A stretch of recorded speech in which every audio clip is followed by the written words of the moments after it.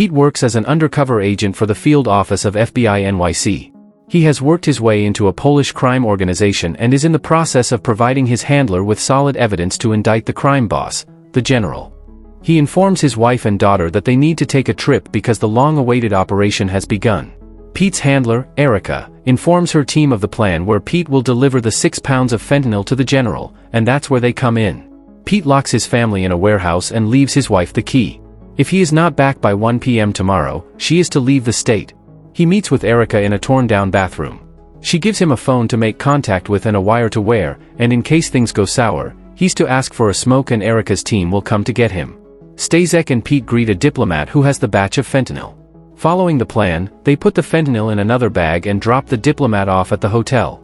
Staszek goes to buy a bottle of liquor for the general, his uncle. He decides to surprise him with cash instead of fentanyl and tells Pete that he already has a buyer for it, but he doesn't respond with anything so as not to blow his cover. This throws the whole plan for a loop, but Erica still decides to follow them. At a club, the buyer is extremely nervous and confesses that he doesn't have enough money to buy all 6 pounds, but he's good for 3 and can get more money for the other 3, which are worth $85,000, which displeases Staszek. Pete calms him down and starts asking questions about how he's going to raise the $85K in 2 hours and starts doubting him. When Staszek goes to take a call, Pete confronts him about being a cop and tells him this is his chance to get out, but the buyer continues to play dumb. He pushes him to the ground and all he has to do is leave, but he pulls out a gun and a badge and Staszek shoots him. Pete is in disbelief and says he needs to go have a smoke, signaling to Erica to come in, but she calls the plan off and drives past Pete, leaving him to his own devices. He then helps to bag and dispose of the body. At a sausage factory, Pete is invited in and meets the general. He calmly explains to him that a New York cop was killed and someone has to answer for it if they don't want the NYPD sticking their nose in where it does not belong. Even though Staszek was the one who killed the cop, the general makes it seem like Staszek saved Pete's life and now owes him his life's worth. To pay his debt, he asks Pete to go to prison and run the drug ring from the inside for 5 years. To intimidate him even more, the general tells him to think of his family, leaving him no other choice. We're here and Pete and his family are brought back home and he contacts Erica. She tells him she couldn't get him because it would jeopardize their 4-year plan, and hangs up the phone. He is angry that his wife, Sophia, didn't leave, but they quickly reconcile and she helps him to wash off the blood. The police find the body and Detective Grenz was close friends with him and sets out to find the culprit. He quickly finds out that his friend's death is connected to a Polish gang. He finds footage and connects Pete's involvement to it. Pete, Erica and her boss, Montgomery, meet up and tell Pete he's in big trouble. They have been trying to cover it all up but to no avail. He wants out, but they want to follow the general's plan and lock him up. If he gathers enough evidence in state prison about the fentanyl distribution network, he will be a free man. However, if he refuses, he will be exposed as an undercover agent and sent to prison for the murder of an undercover police officer. Not much of a choice. Back at home, Pete puts the recordings of his conversation with Erica in a box. In the morning, Staszek visits him and gives him some fentanyl to sneak into prison. Pete breaks the news to Sophia about his new undercover assignment. He spends the entire day with his daughter, taking notes on the layout of the prison. When they return home, a Polish gang and even the general visit his house. He says that he has no children because he could not bear to lose them. With that, he hints to Pete that he had better keep his end of the bargain to take the fall. Grenz has been surveillancing Pete's house and informs his partner that the general has left Pete's household.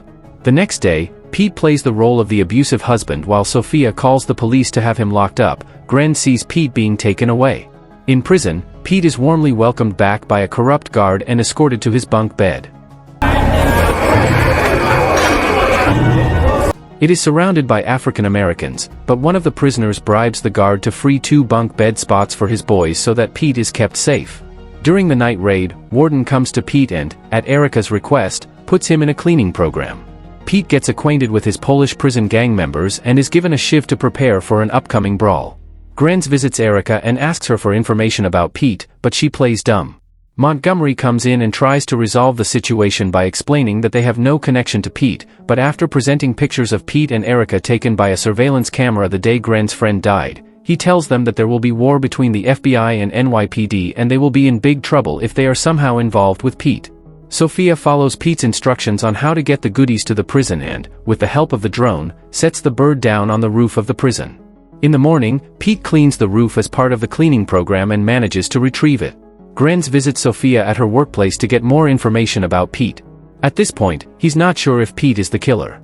Sophia tells him that he cannot help them and to get the hell out. Grenz leaves her his card to contact him in case she changes her mind. Afterwards, Grenz communicates with Pete through one of his informants, telling him that at some point he will not have his gang around in the yard, and if he wants to survive, his only option is to signal that he's willing to talk about the undercover cop's death. The corrupt guard leads Pete to the African-American gang leader Phelps, who controls the drug trade inside the prison and thinks Pete is stepping on his toes. I need his bail hill distribution. Suicide. Clean up after done. Phelps and his men try to kill Pete until he reveals that he is an undercover FBI informant and wants to bring down the general. He is then released and Phelps agrees to help him with information, provided he is still alive. Meanwhile, back at the FBI headquarters, Montgomery orders Erica to kill Pete and stop all operations involving the general, because Grenz is hot on their heels and Pete is an unofficial informant. If the NYPD learns what happened in the room where the undercover cop was shot, not only will her career be ruined, but her life as well.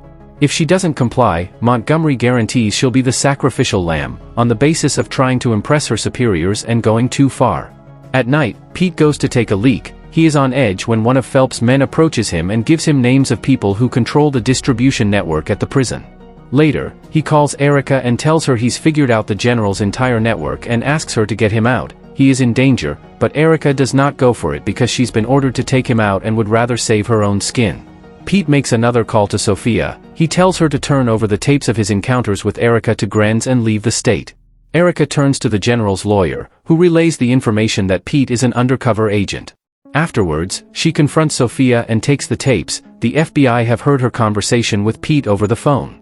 Erica, racked with guilt, listens to the tapes and hears her give her word to protect Sophia and his daughter. In prison, one of Phelps' men signals that he has been burned. He prepares for a fight, but his shiv is missing. While looking for it, he is attacked by a Polish gang member.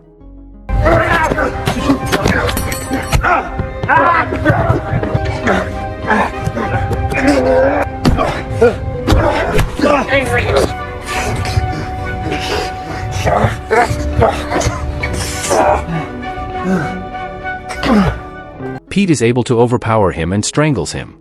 He shows up on camera to alert the guards.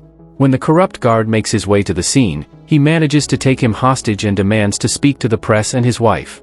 He then makes his way to a desolate tower and knocks out the guard. He takes the radio to see if his demands are met, and marks the lookout angles from the windows with his previous experience as a U.S. Army sniper. Meanwhile, Stasek confronts Pete's family, who were just on the phone with Detective Grenz. Shortly after, Grenz arrives at Pete's house and takes out one of Stasek's men.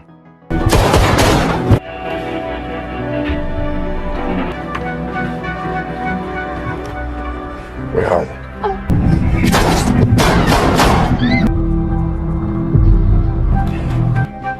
He makes his way up the stairs and gets shot in the leg. He does not shoot back as Stasek has a hostage and loses his gun for hesitating. As Stasek is about to finish off Grenz, Sophia manages to break free and shoot Stasek in the back, but is shot herself. At the prison, snipers have taken their position and Montgomery arrives on the scene, ready to give command to shoot Pete at the first opportunity. The warden is there to meet Pete's demands. Pete calls his wife and tells her that he is going to get out of this situation. Montgomery cuts the conversation. Pete shows himself holding the guard hostage for the snipers and changes clothes with him. He then wakes him up and lets the corrupt guard take him hostage and shows himself to the snipers who shoot and puncture one of the CO2 tanks.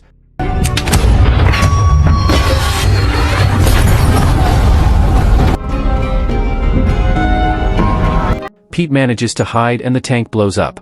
Shortly after Erica arrives on the scene to find the prison in flames, Montgomery informs her that the job is done.